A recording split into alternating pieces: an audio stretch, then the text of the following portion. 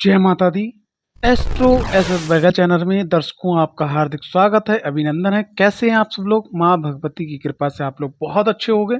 अगर आप चैनल पर पहली बार आए हो तो चैनल को सब्सक्राइब करना, वीडियो को लाइक करना बिल्कुल ना भूलें। और आज का जो विषय है वो है कि राहु चरित्र के बारे में, कि राहु के चरित्र को समझो।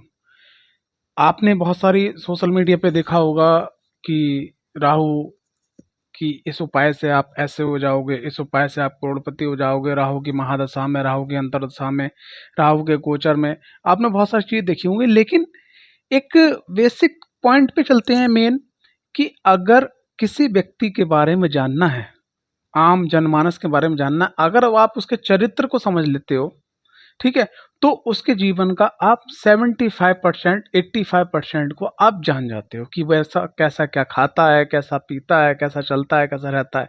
इसी प्रकार से जैसे आप, एक एग्जाम्पल ले रहा हूँ, जैसे माँ पीताम्बरा, माँ बगलामुखी हैं, ठीक है। तो उनका क्या है, मुख्य रूप से पीताम्बरा इसलिए बोला गया है कि उनके भोग में पीली चीजें चलती हैं, हल्दी चलती है, पीले वस्त्र चलते हैं। मैक्सिमम 70-75% जो है उनकी पूजा में पीली चीज सम्मिलित होती है, इसलिए उनको पीताम्बरा कहा गया है, ठीक है। एक उदाहरण के तौर पे मैंने आपको बताया। अब बात करते हैं राहु के चरित्र को समझो। तो चरित्र को अगर आपने समझ लिया तो देखो, राहु किस प्रकार से अमीर बनाता है, किस प्रकार से गरीब बनाता है, किस प्रकार से भिखारी बनाता है, तो इस पूरे टॉपिक पे हम बात करेंगे। लेकिन सबसे पहले राहु के चरित्र को समझो। देखिए, सब लोग जानते हैं, लेकिन मैं फिर भी दोहराना चाहूंगा। देखिए, मैं दोहराना क्या चाहूंगा कि एक बार क्या हुआ कि जब देवासुर संग्राम हुआ था, बड़ा शॉर्ट में बताऊंगा वरना लंबा हो जाएगा। देवासुर संग्राम हुआ था, तो देवासुर संग्राम के अंदर क्या हुआ था कि भाई अंतिम में ये तय हुआ था कि भाई समुद्र मंथन होगा, ठीक है ना। समुद्र मंथन होगा और समुद्र मंथन के अंदर जो है जो चीज़ें निकलेंगी वो बांटी जाएंगी। तो समुद्र मंथन में बहुत सारी चीज़ें निकली, ठीक है, रतन निकले, बहुत सारी चीज़ निकली, अगर बहुत बहुत ज़्यादा, मतलब बहुमूल्य चीज़ें निकली। उसके बाद में अंतिम में निकला उसका जो है अमृत, ठीक है। अमृत जो निकला, अमृत से पहले विष निकला जो भगवान भोलेनाथ ने ग्रहण किया उनको। तो जब अमृत निकला, तो अमृत निकलने के बाद में फिर ये कहा गया भाई कैसे बांटा जाए। तो जो दैत्य होते हैं, राक्षस होते हैं, वो बहुत जल्दी भ्रमित हो जाते हैं, ठीक है। और उन आपने देखा होगा जो दैत्य प्रवृत्ति का व्यक्ति होता है या राक्षस प्रवृत्ति का व्यक्ति होता है, वो सुंदरता यानी कि अट्रैक्शन के प्रति बहुत जल्दी खिंचाव हो जाता है, और खास करके स्त्रियों के खिंचाव में बहुत जल्दी वो आ जाता है, ठीक है। तो यहाँ पर क्या हुआ कि भाई भगवान विष्णु जी ने मोहिनी स्वरूप लिया। मोहिनी स्वरूप लेने के बाद में उनने वो जो अमृत कलश था, अमृत कलश को वो देवताओं को पिलाते थे, नृत्य करते हुए, नाचते हुए, ठीक है। और उसको एक जगह रखते थे और वहीं पे अपनी माया से उसको बदल देते थे, और उसको फिर जो है, जो जिसको बोलते हैं सोमरस, यानी कि आज की भाषा में बोला जाए तो मदरा यानी शराब, वो पिलाते थे दैत्यों को। तो दैत्य धीरे धीरे पी पी के झूम रहे थे, और इधर जो है देवता जो है अमृत ग्रहण कर रहे थे। उसी बीच में क्या है कि सुरभानु नाम का एक राक्षस था। सुरभानु नाम का एक राक्षस था, और वो राक्षस जो है, कहने का तात्पर्य कि वो उसने अपना माया से रूप बदला, और रूप बदलने के बाद में देवताओं के बीच में जाके बैठ गया। अब क्या हुआ कि भगवान विष्णु मोहिनी के रूप में नाचते हुआ है और अमृत पिलाते चले गए। इसी जब तक अमृत उसके हाथ में गिरा, इसी बीच में सूर्य देव ने और चंद्र देव ने उनको जो है पहचान लिया, ठीक है। किसको? शूरभानु को पहचान लिया। लेकिन तब तक उनने कहा कि हे नारायण, ये एक राक्षस है। जब तक भगवान विष्णु ने मोहिनी स्वरूप से अपना चतुर्भुज रूप भगवान आदि नारायण का अवतरित किया, परिवर्तित किया, ठीक है, तब तक वो जो है अमृत को पी चुके थे। कुछ बूंदे उनके गले में पहुंच चुकी थी, और भगवान विष्णु ने सुदर्शन चक्र चलाया, जिससे दो हिस्से हुए। जो ऊपर का हेड था वो हुआ आपका राहु, जो नीचे का धड़ था यानी कि नीचे की जो बॉडी थी वो हुआ आपका केतु, ठीक है। तो अब आप ये सोचिएगा कि फिर बाद में ये कहानी आगे भी गई, समझौता हुआ, कि समझौता होने के बाद में फिर आगे विद्या दी गई शुक्राचार्य महाराज को। एक समय होने के बाद में कि आपको जो है संजीवनी विद्या दी जा रही है। उसके बाद में राहु के न्याय के संग में ये हुआ कि राहु को ये पावर दी गई कि वो सूर्य और चंद्र को ग्रहण लगा सकता है। तो आप ये सोचिएगा कि जो नारायण भगवान आदि नारायण की आंखों से ओझल हो गया, ठीक है, उनकी आंखों से कोई चीज बच नहीं सकती है। और उसके बाद में यहाँ पर जो है जो सूर्य को और चंद्र को ग्रहण लगा सकता है, ठीक है ना, तो वो कितना पावरफुल है। ठीक, तो अब यहाँ पर क्या है कि भाई ये जो युग चल रहा है ये कली का युग चल रहा है, जिसको बोलते हैं कलयुग। ठीक है, अब कलयुग के युग में दैत्य शक्ति, यानी कि वो जन्मजात से क्या बोलते हैं दैत्य, और अमृत पी का हो गया वो अमर, और अमर होने के बाद में वो देवता के रूप में आ गया। यानी कि एक व्यक्ति के अंदर चरित्र में दैत्य, ठीक है, और देवता दोनों ही एनर्जी इन्वॉल्व होगी उनके संग में। यानी कि राहु के संग में, केतु के संग में देव और दैत्य, यानी राक्षस और देवता दोनों की एनर्जी उनके संग जुड़ गई। और समय क्या चल रहा है, कली का कलयुग। तो अब क्या है कि यहाँ पर राहु देव जो है, अगर वो आपके संग में दो एनर्जी रिलीज करते हैं, आपकी कुंडली में, आपके घर में, आपके गोचर में, आपकी अंतर्दशा महादशा में जब उनका चरण आता है तब, ठीक है, या अपने से जुड़ी हुई योगिनी महादशा में, अंतर्दशा में अपना पूर्ण प्रभाव देते देते हैं। ठीक है, अगर उनके वो दोनों, यानी कि नेगेटिव यानी कि माइनस, और पॉजिटिव यानी कि प्लस, दोनों ही एनर्जी आपके संग भेजते हैं, आप कौन सी एनर्जी को एब्जॉर्ब करते हो। अब मैं यहाँ पे एक बात बताना चाहूँगा कि राहु की महादशा में लोग करोड़पति, अरबपति, खरबपति हो जाते हैं। और राहु की महादशा में लोग अपना घर मकान बेच के, शराब के नशे में, गलत चीज़ों के संगत में पड़ के जेल में पड़ रहे हैं, घर पूरा तबाह हो गया है, मतलब गरीबी से भी भिखारी की तरफ आ गए हैं। तो एक बहुत ज़्यादा अमीर व्यक्ति पे, ठीक है, राहु की कृपा होती है, और एक गरीब व्यक्ति पे भी राहु की नकारात्मक कृपा होती है, और एक भिखारी व्यक्ति पे भी बहुत ज़्यादा नकारात्मक कृपा होती है राहु की। कहीं ना कहीं आप उस चीज़ को देखेंगे।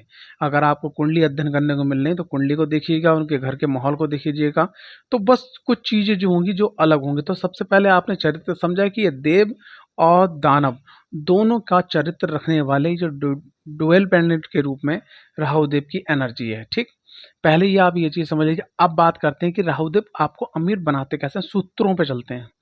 देखिए, सबसे पहली चीज क्या है कि हमें क्या देखना है, आप अपनी लगन चार्ट देखिएगा। लगन चार्ट के अंदर आप अपना देखिएगा कि खास करके जो राहुदेव की जो पोजीशन है वो आपके लगन चार्ट में तीसरे घर में, ठीक है, आपके तीसरे घर के अंदर और 11वें घर के अंदर राहुदेव बहुत ज्यादा पॉजिटिव रिजल्ट देते हैं। उसके बाद में लगन के स्वामी अगर अच्छे भाव में बैठे हैं, अगर लगन में बैठे हैं तब भी अच्छा रिजल्ट देते हैं, नवम भाव में भी अच्छा रिजल्ट देते हैं, छठे भाव में भी अच्छा रिजल्ट देते हैं। यहाँ पर ये अच्छा रिजल्ट देते हैं। अगर कुंडली के अंदर पंचम भाव में राहुदेव बैठे हुए हैं, या अष्टम भाव में राहुदेव बैठे हैं, या कभी कभी द्वादश भाव में बैठे हैं, तो यहाँ पर जो इनके रिजल्ट्स होते हैं वो बहुत ज़्यादा निगेटिव आपको देखने को मिलते हैं। पहला तो आपको ये सूत्र देखना है। दूसरी चीज ये देखना है कि राहु देव जो आपकी कुंडली के अंदर बैठे हैं, जिस भाव के अंदर, वो भाव लगन का मित्र है या लगन का शत्रु है। ठीक, तीसरा आपको क्या सूत्र देखना है कि राहु किनके नक्षत्र में बैठे हैं। ठीक, उसके बाद में फिर आगे का आपको सूत्र क्या देखना है कि राहु के संग में कौन सा ग्रह बैठा है, जिसको ज्योतिष की भाषा में बोलते हैं युक्ति, यानी कि एक संग बैठक। ठीक है, इसके बाद में फिर एक सूत्र और देखना है कि राहु जिस घर में बैठा हुआ है तो उसके एक घर आगे और एक घर पीछे, यानी कि जैसे हम लोग जहाँ रहते हैं तो भैया हमारे आगे के घर का पड़ोसी ये, पीछे के घर का पड़ोसी ये। बहुत सारे लोग बोलते हैं भैया आगे तो हमारे घर में ये है लेकिन पीछे कोई नहीं बैठा है।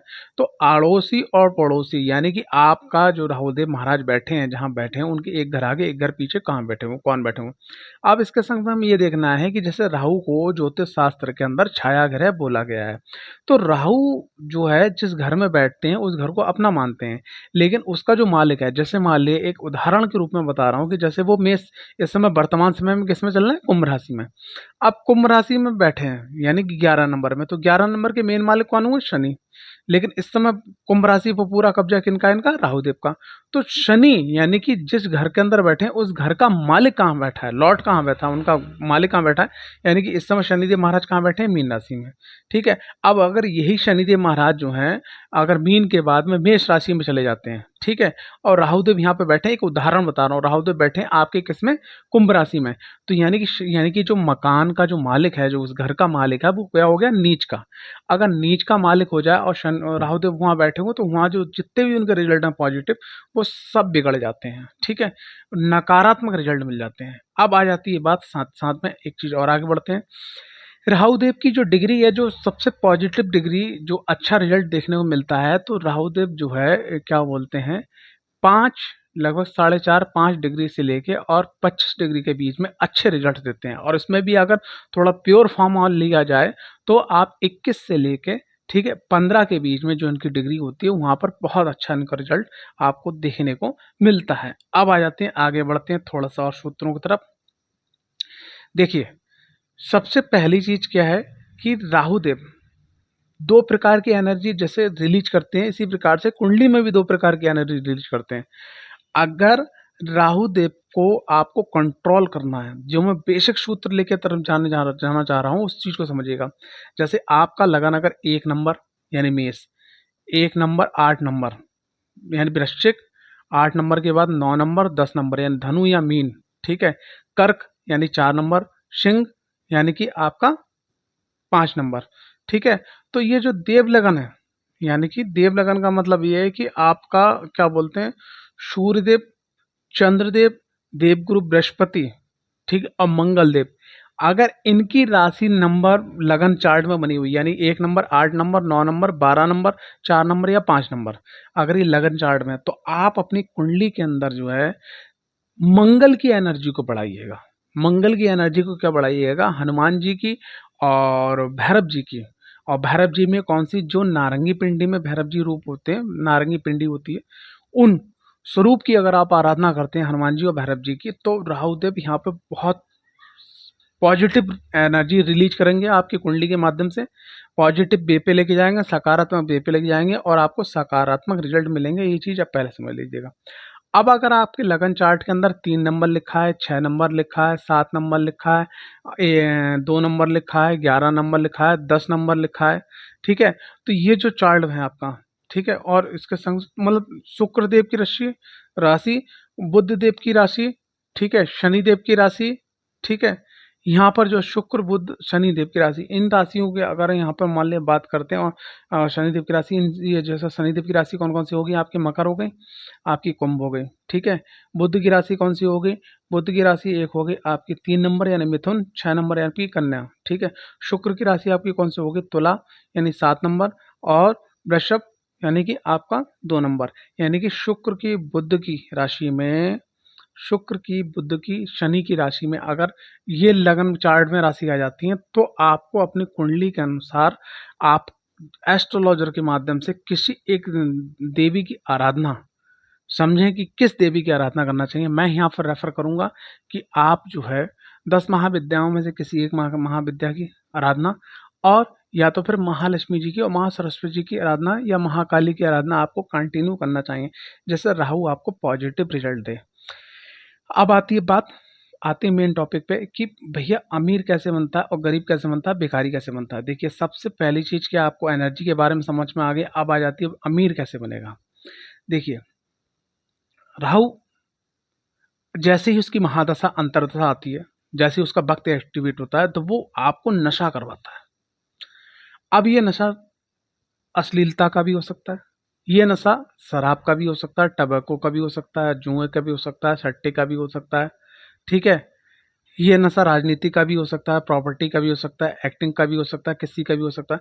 तो आपको नशा वो करना है जिसमें आपको समृद्धि मिले।